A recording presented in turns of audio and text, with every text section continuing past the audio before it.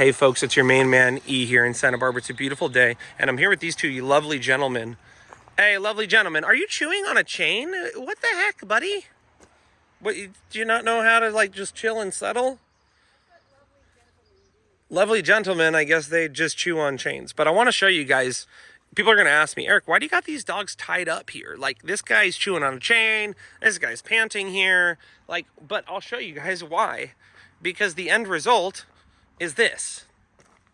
This is the end result. 1, 2, 3, 4, 5, 6, 7, 8, 9, 10, 11, 12 dogs, 13 dogs, 14, 15, and they're all chilling. And if the mailman came up right now or the UPS guy came, they'd all be calm. They'd be quiet. They wouldn't be barking.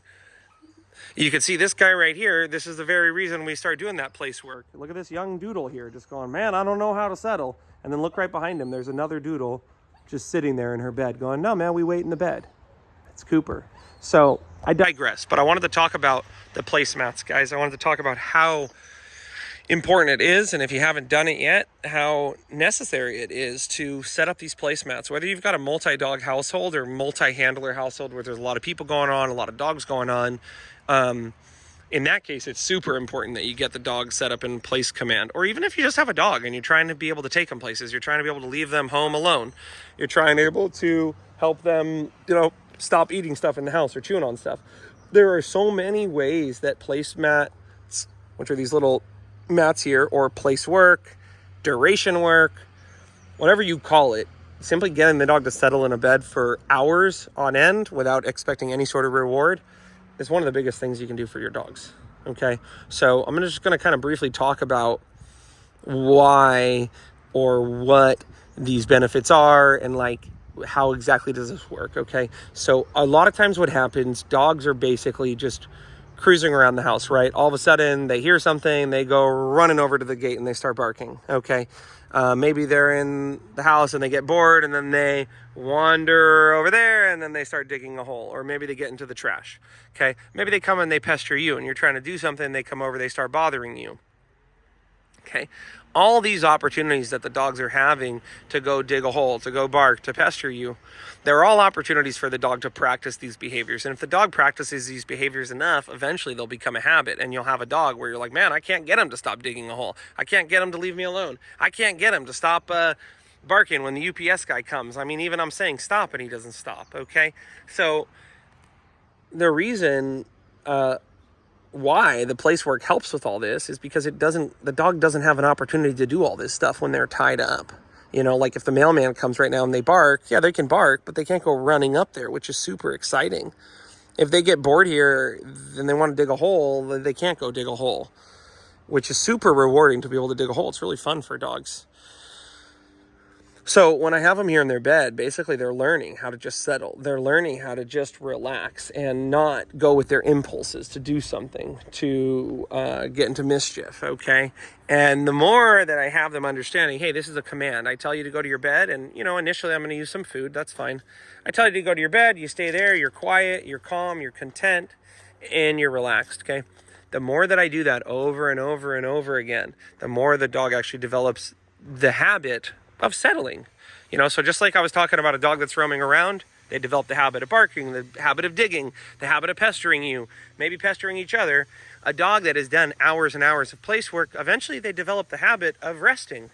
And you could see, as I come down here into my social yard, a lot of these dogs, they've just hung out and done so much place work that, if they're not playing with each other, they'll just sit here all day, folks.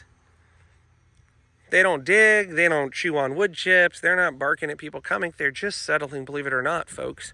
And this behavior directly translates to be able to take your dogs places, to be able to take them to your friend's house and say, yeah, he's fine, he'll just lay in his bed, he won't bother you. Take them to a restaurant and say, hey, lay down, we're eating food for 2 hours, I don't want you getting up every time a dog walks into the restaurant. Maybe you've got a dog even that jumps on guests and stuff, and instead of them jumping on guests, you tell them, hey, go to your bed. They settle for a few minutes, and then you can let them up. Maybe you've got a dog that's aggressive in some way and confused when people comes over, thinks there's some sort of threat.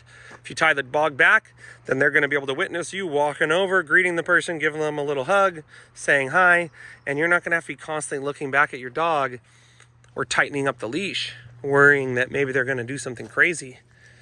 Let's say you have a dog that resource guards you or gets a little bit protective over you. This gives you a chance to get the dog away from you and to reward them for being away from you.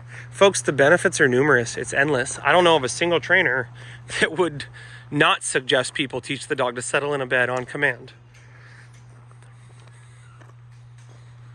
And I also don't know of a single behavioral problem that place work or duration work wouldn't help with.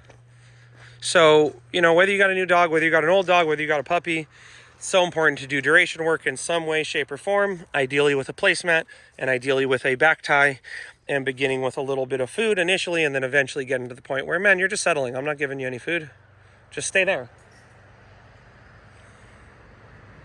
Remember, as always, we don't blame them. We train them. If you love them, you lead them.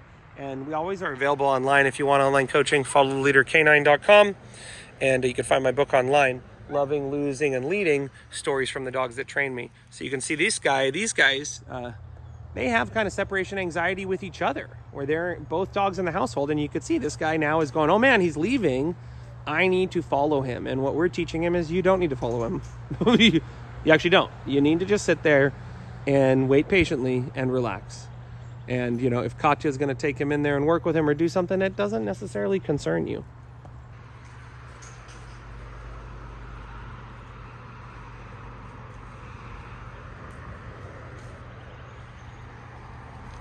Okay, folks, until next time, we'll see you then.